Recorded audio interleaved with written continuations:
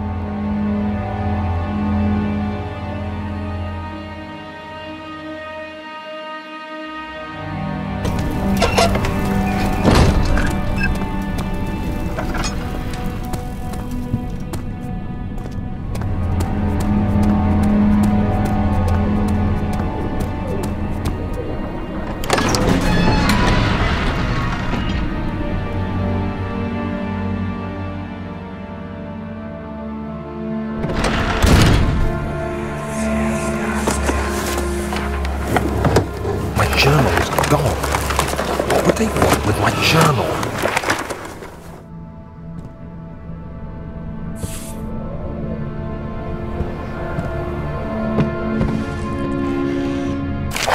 July 2nd, 1839. I received a letter today from the Algerian governor's office disclosing the fate of Herbert's expedition. About a week after my departure, Abdullah, one of the men traveling with us, returned from the desert. He was badly injured, as if maimed by a lion. The man rambled deliriously about the expedition being attacked by something horrible. The French quickly dispatched a search party to look for the expedition. After searching for days, they found the camp abandoned without any trace of Herbert or his men. Tomorrow, I'll retrieve the things they recovered from Herbert's tent at the customs house. I don't know what to make of it, but I'm worried for him.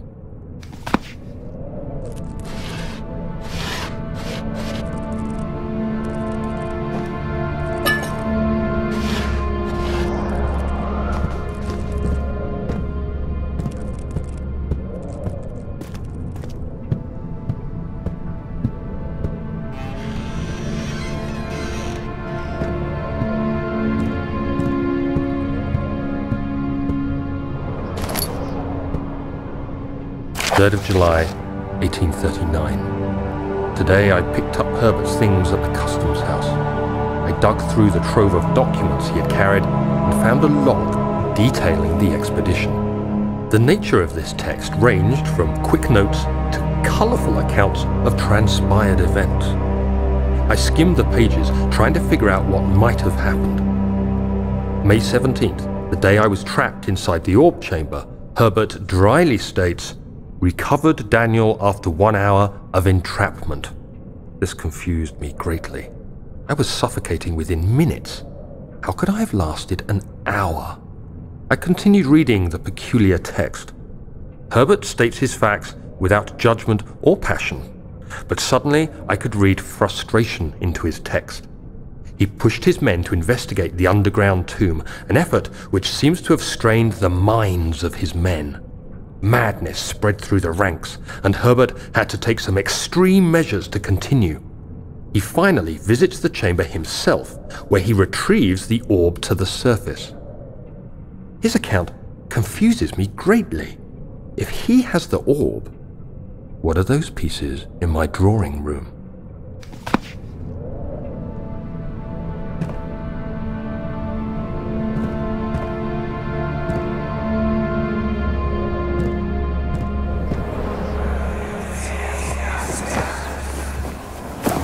Daniel? What? Still having nightmares, I see. Yes, I can't shake them. They come every night. We'll put a stop to them. You'll see.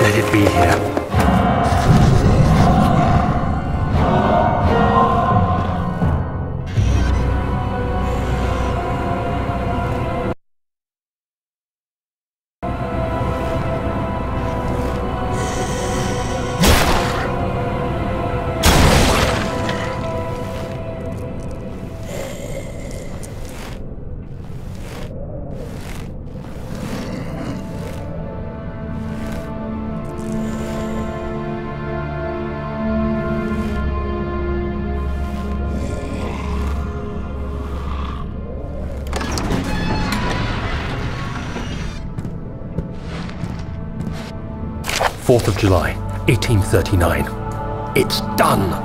The orb is assembled. I was awakened by an exhausting nightmare. Shaking and sweating, I retired to the drawing room with a cup of tea. The relic pieces lay spread across the table as I'd left them, but somehow I knew how it was supposed to be. I fetched the tar, which I had prepared to fix the pieces together, and without fault I joined them, producing the orb I remembered so clearly. The tar proved unnecessary.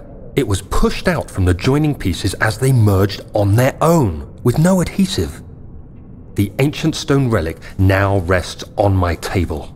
Its immaculate surface and perfect shape could have been molded by a factory. This is all too strange.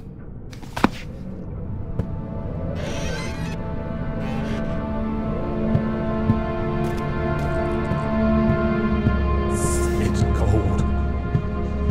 It's so cold.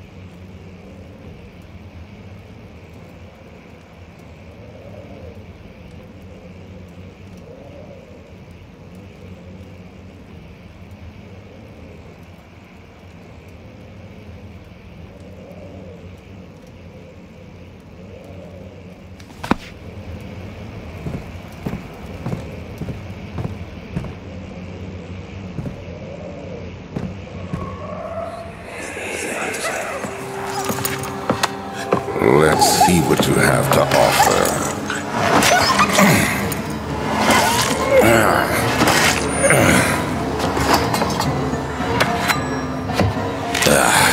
What a mess. I should have sharpened the saw, but I can sense it. It's definitely there.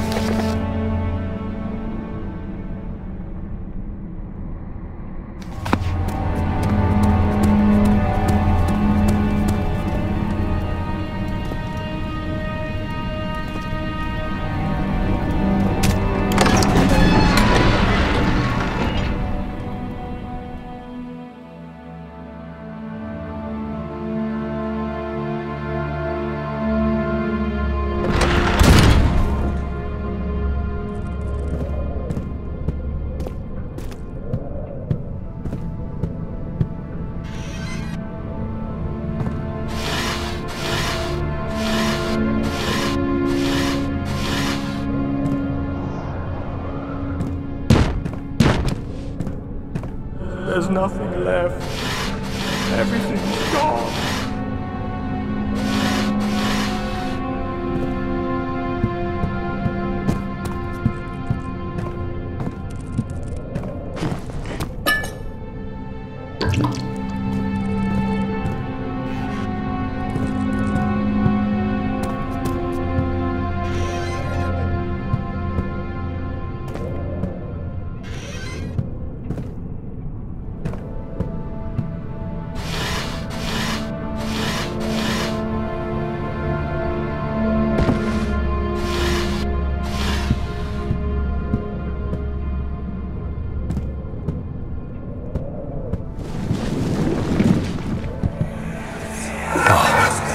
God, there it is.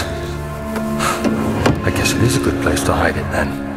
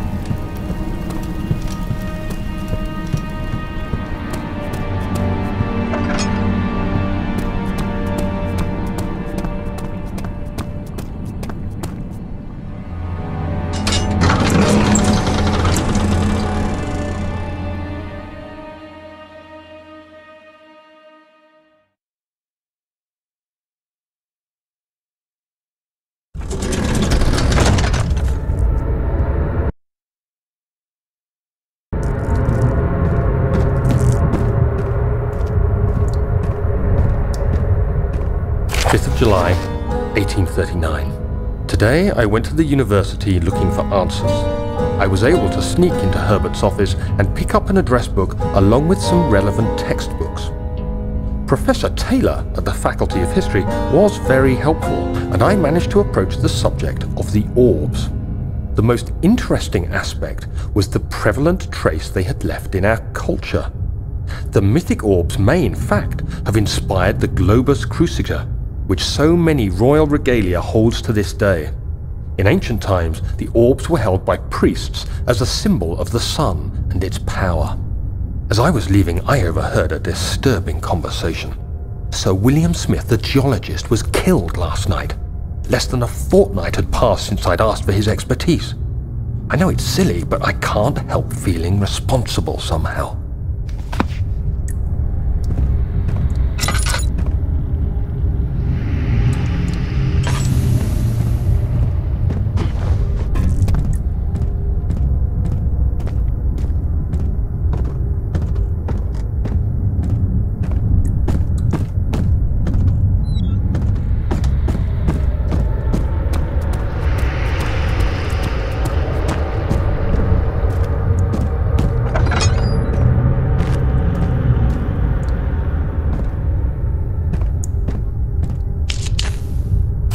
of July, 1839. I've read every book I can find on the subject. While rich in legend and hearsay, my knowledge is lack for the insight I crave. I've sent letters to many in Herbert's address book and received answers of varying importance. Today, I got one which differed greatly from the others. From a baron in Prussia. He said nothing about the quaint stories of priests in underground temples. He didn't even mention them. He simply wrote, "I know. I can protect you. Come to Brennenburg Castle. Signed, Alexander." What am I to make of this? Protect me from what? Is someone after me?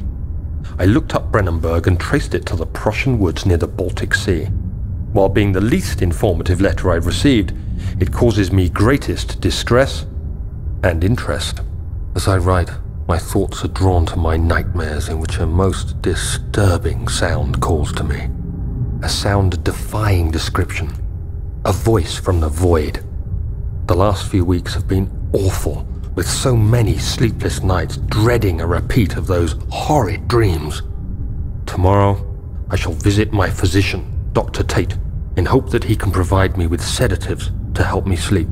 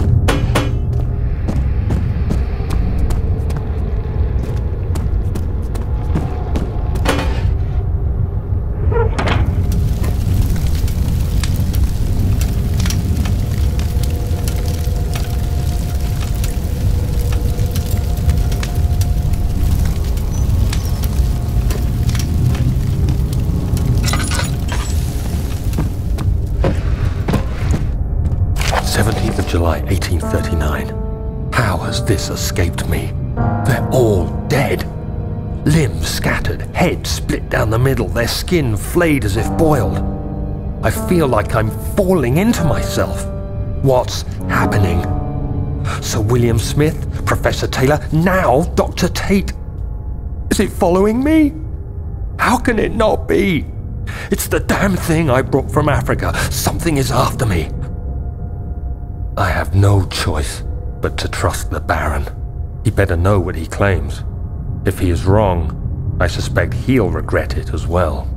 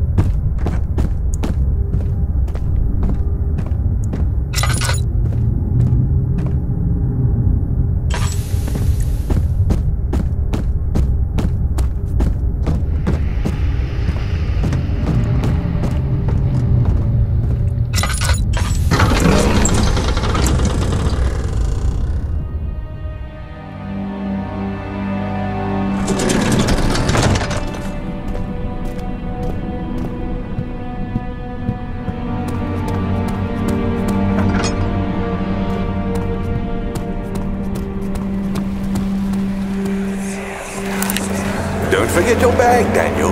I won't, Herbert. There is no shame in using a parasol in the desert. As it happens, it's imperative to your survival. But it looks ridiculous. The shade will hurt much less than dying, I assure you.